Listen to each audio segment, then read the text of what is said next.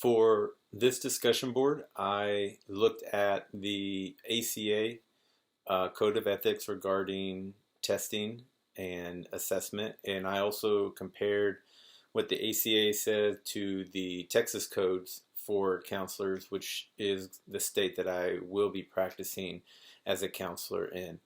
Um, One of the things that stood out to me were the ACA codes in C.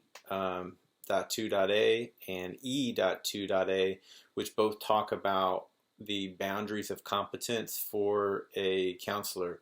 And basically what they state is that a counselor can only operate within the boundaries of their competence and do what they've been trained to do and they're educated to do.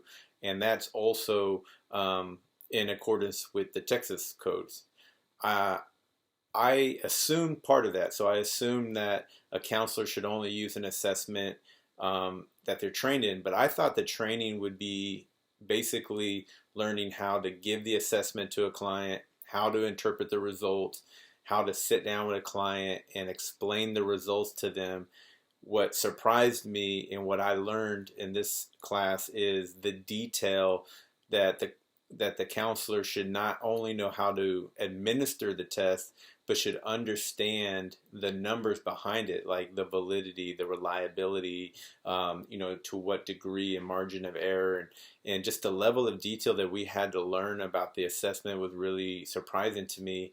It makes a lot of sense because having learned how important some assessment tests are for people, it could prevent them from doing something or classify them a certain way, or it can play into a big decision in their life. And so it makes sense understanding the test that way is very, very important.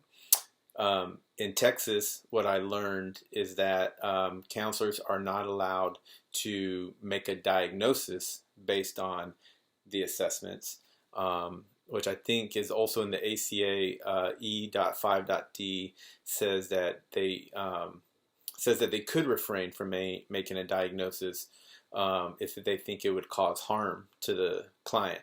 But in Texas, we're not allowed to make a diagnosis, period. So those are what I learned and what surprised me with the ACA Code of Ethics regarding assessment and testing.